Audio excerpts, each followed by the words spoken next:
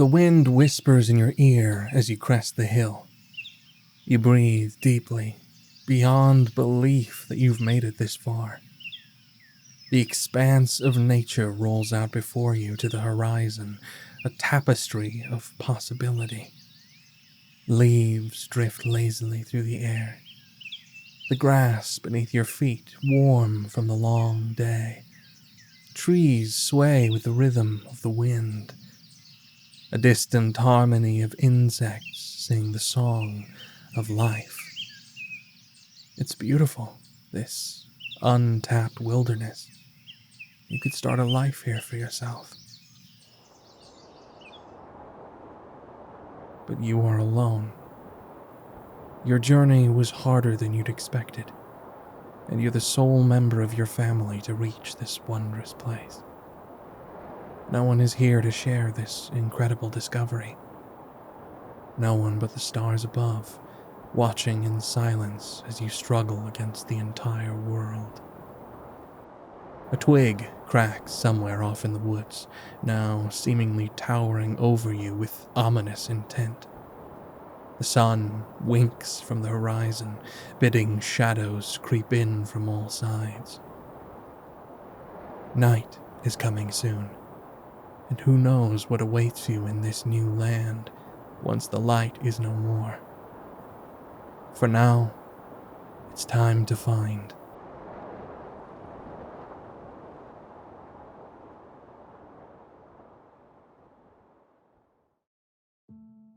Shelter is a series of games about mother animals and their children. At first, they seem to me like simple walking simulators with minor puzzles strewn throughout, but beyond the basic gameplay and premise is a world of magic and heart.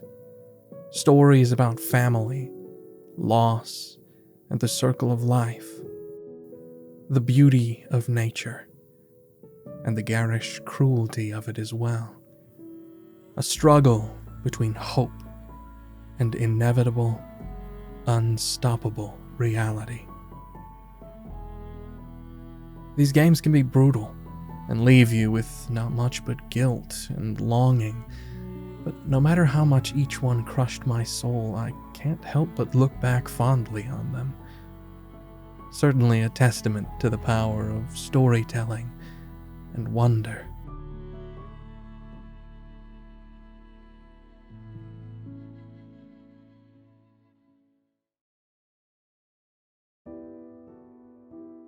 The first thing I noticed was the art style. Quilted is the only way I can think to describe it. Like each game's story is part of a fairy tale told by a snuggly grandmother offering cookies and a steaming mug of cocoa. And the games lean into that fairy tale aesthetic heavily. Poetic story beats between levels, animals communicating with and befriending one another. The stars themselves, an active participant in the lives of our protagonists. During the night levels, looking up at the sky feels like looking at the ceiling of my childhood bedroom, where my mother plastered glow-in-the-dark stickers of planets and constellations to keep me company after the light had faded. It makes you feel so small against the vast magic of it all. Each game in the series opens with hope. A mother and their children at peace, the whole world and their whole lives ahead of them. You're allowed this sense of solace, of ethereal comfort, safe from distant struggles. In your mushroom-laden den with your cubs, roaming the forest, watching your kittens at play, splashing in a pond with your calf and that of the other mother elephants. Or in the case of Paws, looking up at this brand new world with the eyes of a kitten yourself, sheltered by your mother's watchful gaze. There is a long road ahead of us, and we as players know it. But for now, we're at home amongst the happy barks and meows and trumpeting of our loved ones. For now, we get to explore, to play, to eat of plentiful food, and to rest in the warm sunshine or cool shade of some gentle grove. This journey has just begun, and we have yet to lose our sense of wonder, our curiosity, our courage. But minute by minute, the other animals disappear to their dens. The wind changes from a soft, comforting whisper to a shrill, unsettling wail. And that aging sun slowly fades behind clouds that betray a storm, smoke from a distant fire, or the shadows of night come to take its rightful place over the land. And then the howling begins.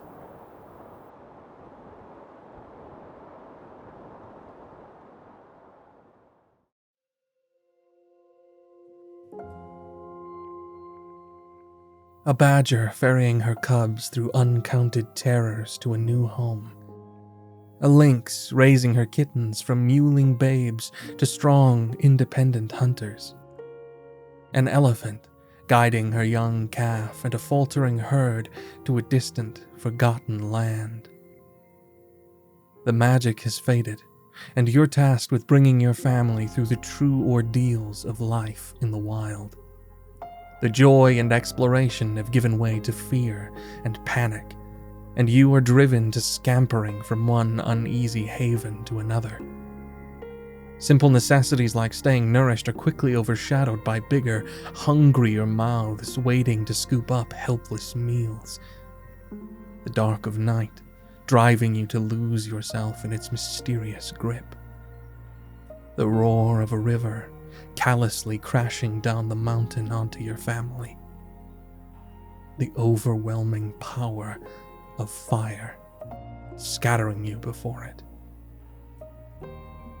The world has turned on you, revealing dark truths.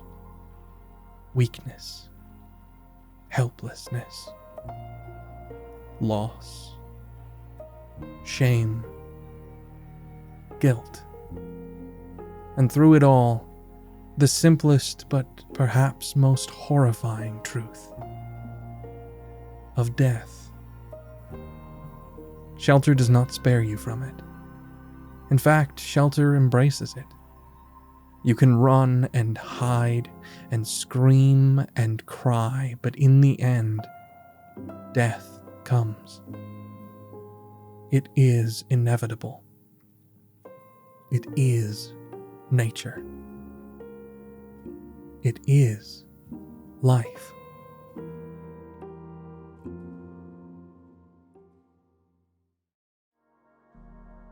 After all, what is death but the continuation of life in new form?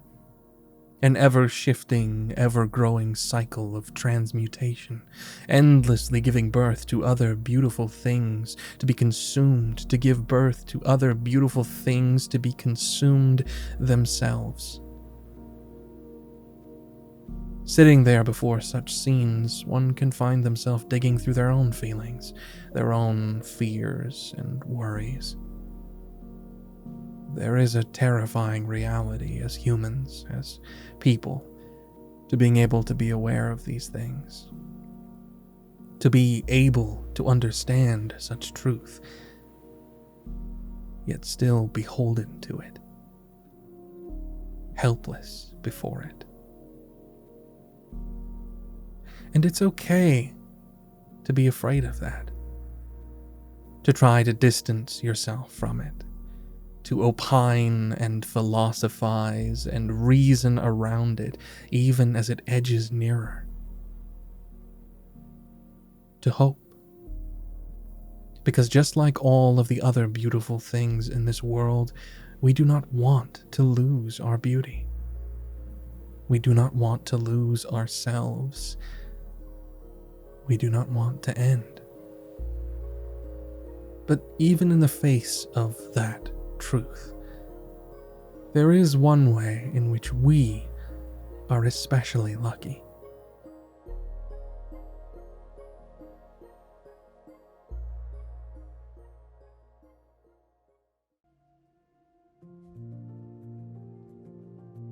Meadow is a bizarre game. It's described by its Steam page as a forum in games clothing. Unlike the other titles in the Shelter series, you have no objectives, no threats, no pressure. Meadow stands apart from the others as one where the players write their own story, and for the first time, one where you are joined by others, playing as the various critters of the land and sky. It's not exactly a populated experience nowadays. Most of the servers were empty last I checked, but there is a strange magic to wandering the empty wilderness in search of something. Listening to the beautiful soundtrack, the calm breeze, the happy barks of your chosen animal echoing off the trees and mountains, exploring a forgotten land filled with flowers to pick, apples and mushrooms to eat, and various obelisks waiting to be yelled at before exploding into puzzle pieces. A strange magic indeed. I'd spent maybe 10-15 minutes in that barren place before I'd nearly given up and quit, unsure I'd ever really see another animal or find out exactly what it was I was doing here. Then I heard a bizarre sound behind me, and I swear my ears perked up as if I was that badger on the screen. I was not alone. A deer had joined my empty little home, another soul in this great expanse. After we exchanged some awkward but adorable barks and brays, we set out to blindly roam alongside one another, speaking in code as we poked and prodded and searched for meaning. This new companion of mine suggested we try looking for the obelisks, and after obliterating a few of them, resorted to making our own fun. Without instructions and limited by our ability to speak only in emotes, we were truly left to our own devices. But that's part of the magic, I think, of Meadow. You can climb the mountains, swim across the rivers, and pick all the flowers and break every obelisk and unlock every skin and emote. But without one another, there is no true purpose. Because Meadow's purpose is to share. To share this space.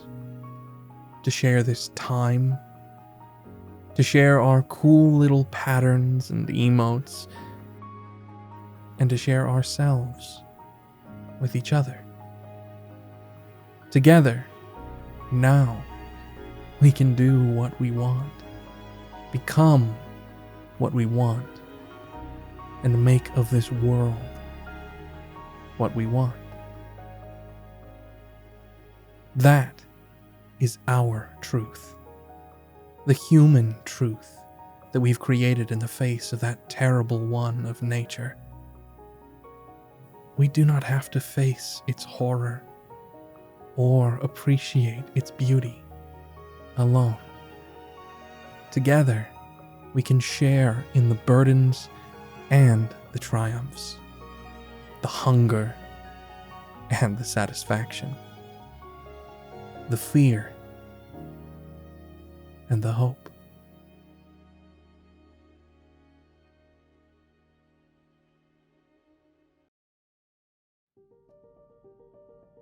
When writing this script, I didn't mean to fall off the edge into haphazard philosophy, but these games just brought something out in me. They're one of thousands of experiences I've been so lucky to have that allow me to simply feel things. That's the magic of video games and of all media. It allows us to explore the world around us and to explore ourselves. We live such busy lives in this modern, human world we've created. There are pressures from all sides trying to make you feel like there's always another shadow around the corner waiting to ruin your day. But life is full of beautiful things too. And we can't let the fears and the worries and the unknown keep us from joy, from beauty, from experience. You deserve to feel. to hope. You are one of the beautiful things, and though one day you may become something new, here and now, you should read beautiful stories and listen to beautiful music and watch beautiful movies and play beautiful games about sad animals and share it all with beautiful people. You deserve it.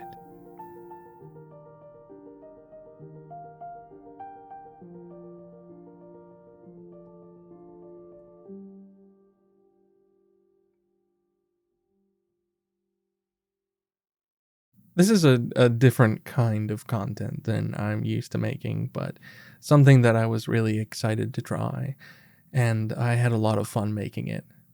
It means a lot to me that you'd stick around and listen to me talk about my experience with a couple of cute games and ramble a little bit of existentialism in a very banal and uneducated way. If you liked it, please leave a comment. And if you'd like to hear me drone on again about something new, let me know what other kinds of games or topics you'd be interested in. Thank you so much for all of the love and the support. Have a wonderful rest of your day and or night.